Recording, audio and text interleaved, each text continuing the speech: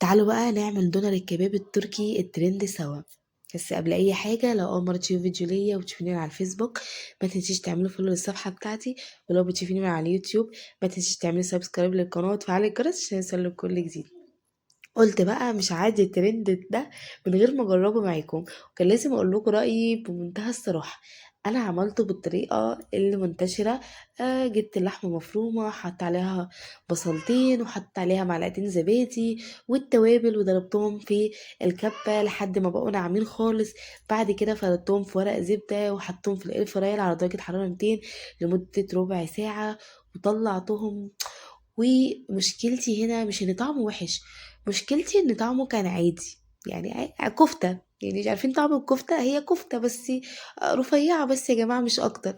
حسيت ان الدقة اللي معمولة عليه لا، مش للدرجة دي يعني. مش عارفة المشكلة فيا ولا المشكلة في الطريقة اللي انا عملت بيها.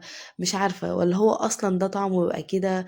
فمش عارفة. لو حد جربه عرفوني في الكومنتات، هل المشكلة من عندي ولا المشكلة منين بالظبط؟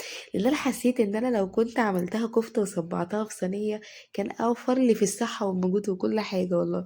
يعني ايه افردها كده واهين اللحمة بالطريقة دي ليه؟ لا، ما انا اعملها صوابع كفتة كده في صينية رايقة كده وبمزاج. فانتوا بقى قولوا لي في الكومنتات، هل فعلا الوصفة عادية ولا انا اللي عاملاها غلط ولا ايه بالظبط، عشان ابقى عارفة برضو منكم نستفيد. ويلا بقى استني في فيديو جديد ووصفة جديدة. مع السلامة.